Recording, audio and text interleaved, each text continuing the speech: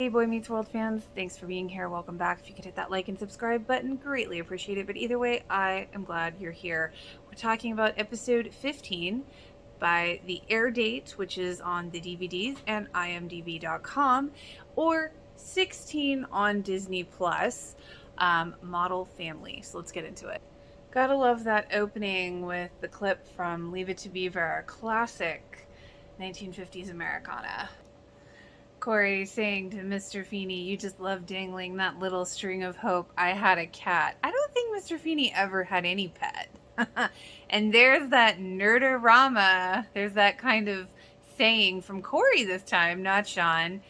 And they and Minkus and Sean will be brothers in this model family experiment. They have to write each other's characters and they have to act the way the other person wants them to.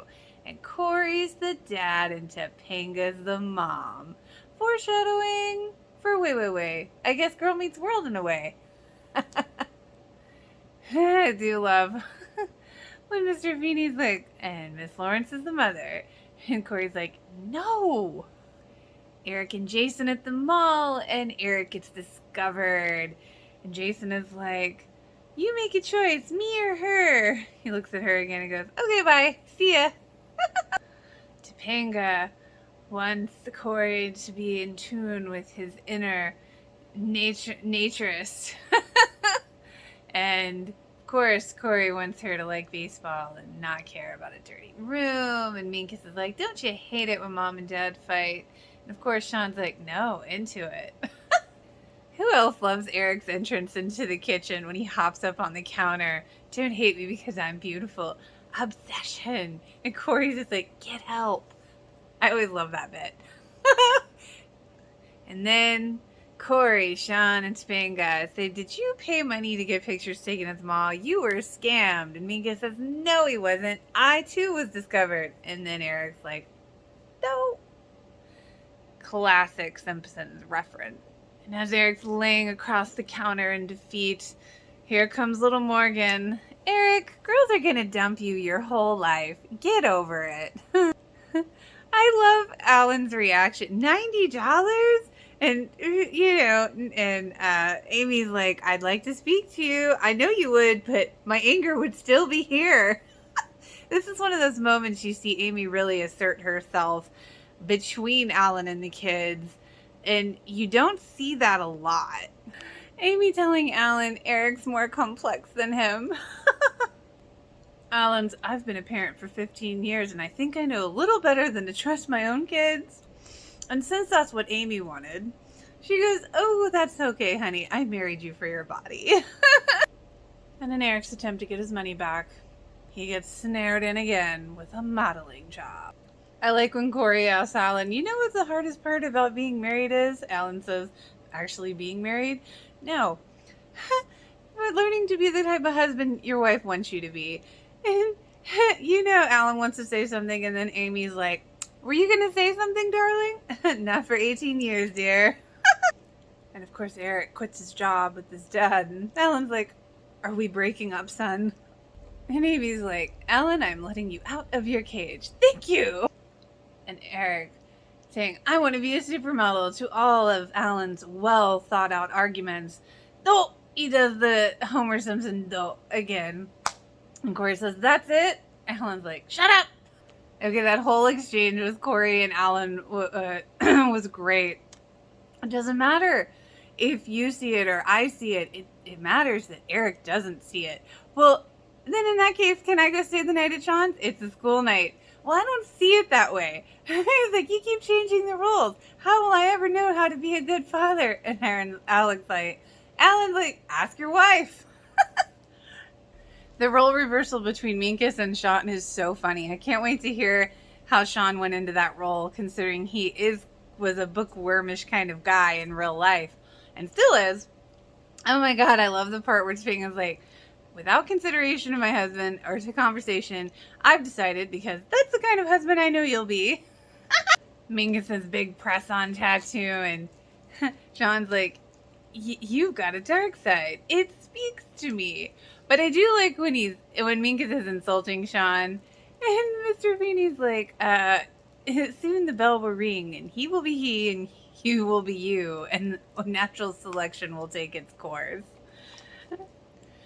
Considering this is a sitcom, kind of, it's almost a fourth wall break with the whole comparison of Leave It to Beaver. And it's funny because I love when Corey's like, well, Beaver's dad always knew what to say. Well, that's not real life. Real dads don't have a script.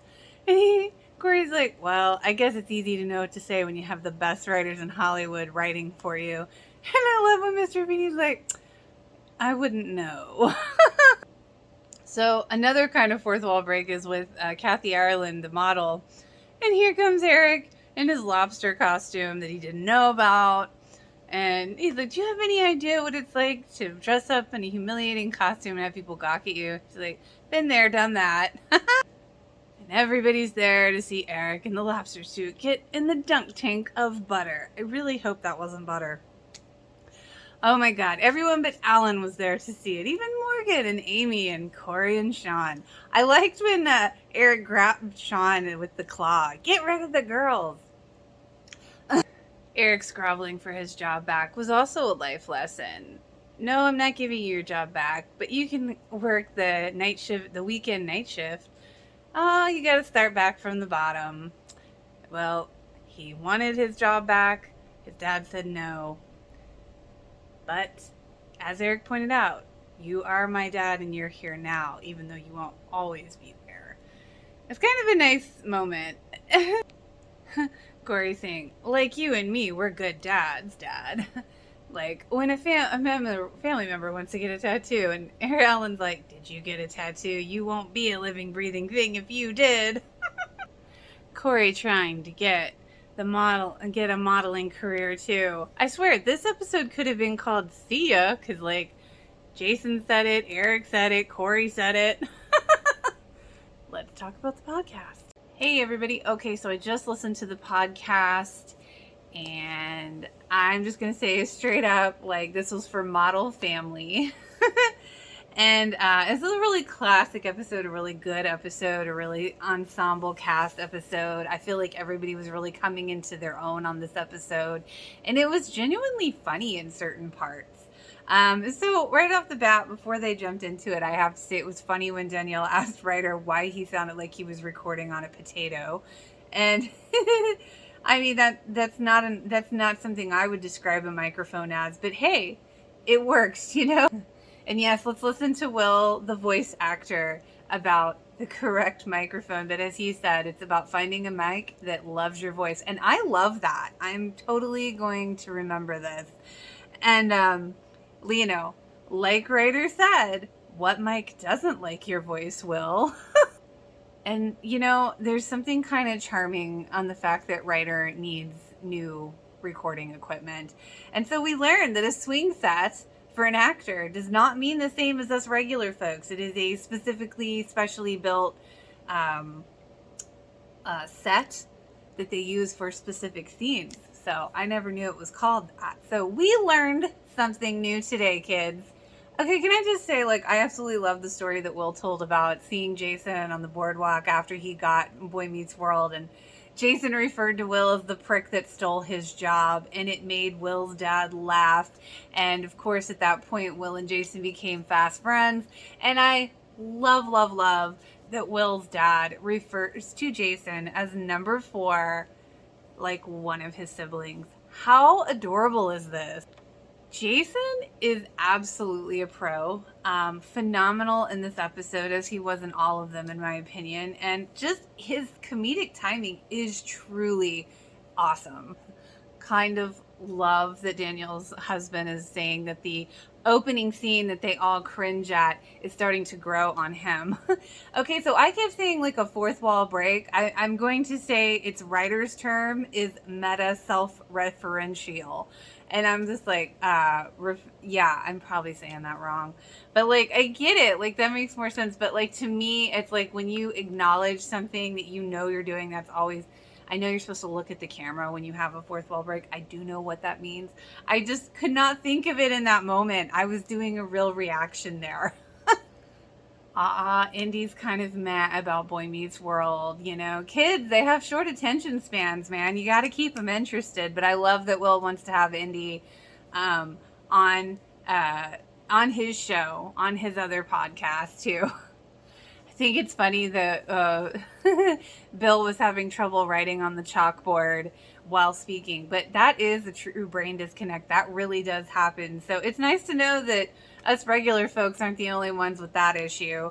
So chalkboards are no longer a thing, which is kind of blowing my mind. It's a true bygone era thing. And I love that, like, Will was like, what is a smart board? I kind of love that Will got to ask for a supermodel and ask and ye shall receive Kathy Ireland. How cute is that? And she was once a poster on his wall. Now she is the real person in front of you. And I mean, just everybody was so on point in this scene, in this whole episode. And okay, Danielle asking Ryder if he wanted a carrot after the whole horse, our kids would look like horses scene. Haha, funny, Danielle. But I am going to say, like, Corey's response to that was a truly kid logic response. And I think that's one of the things I also like about Boy Meets World, because, you know, other shows had those, you know, kid responses. But there was this, I don't know if, maybe it was Ben's acting, maybe it was all of their acting. I don't know, it was the right, I always felt the writing was really special on Boy Meets World. So it's like, I don't know, the things that you know, or you even back in the day you knew, okay, this is a TV trope, you know, a sitcom trope, whatever. They just worked better in Boy Meets World. I don't know, they're more believable. Even watching them now, it's like, it just worked. Oh, and going back to the Kathy Ireland thing about Will having the massive zit, I have to just say that's just life, because anytime you get stressed about something or anticipate something, yeah, it's usually the time you get like a massive zit or something. And I got my moment. Will actually said it. My TV daddy saw me. I'm so glad he felt seen in this episode. I really think that the Alan and Amy scenes, especially in this episode, but even in other episodes, I do feel like they conveyed the art of parenting really realistically. And again, you know, I think they just had such a special chemistry that, again, it just worked. And I do think it's wild that Danielle did not remember this episode at all. That's really funny that the guys remembered it, but she doesn't. And the eyebrow raises. Yes, they all did the eyebrow raises, and that was definitely before The Rock. Maybe The Rock was inspired by Boy Meets World. Who knows? Little big hair for Danielle's wild hair in this episode. That just always makes me laugh. Yes, the smart people clothes actually did fit Ryder better. And you do see how small he is, as well as Minkus. And, you know, it's not surprising to me at all that he was like, I should dress like that more often. It felt comfortable. So Lee with no glasses was surprising as well. And him trying not to fall apart and laugh over his tattoo. Topanga being confused by Minkus with the tattoo was actually really funny. It speaks to me. I love that she had to watch that scene twice because she laughed so hard. So they did have yelling on the scene on their set from one particular person, and that's interesting because you hear such good things about their set. So this is the first time I feel like we're really hearing something not so awesome, you know, behind the scenes, but not like in a bad way, but like, you know, they're just like, yeah, it wasn't great. It wasn't ideal. You don't have to yell to get your point across, you know. And I was wondering if that lobster suit was hot, so I'm not surprised to hear that it wasn't. That it was, because it looked really uncomfortable.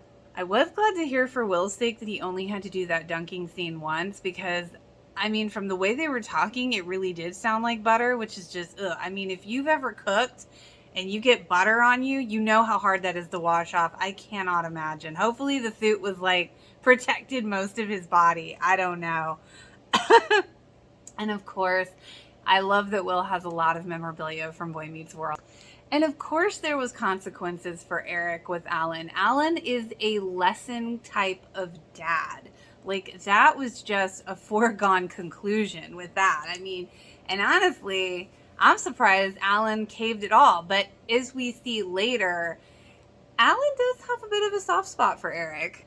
I always love the scenes with Eric and Alan because they just had such good interaction.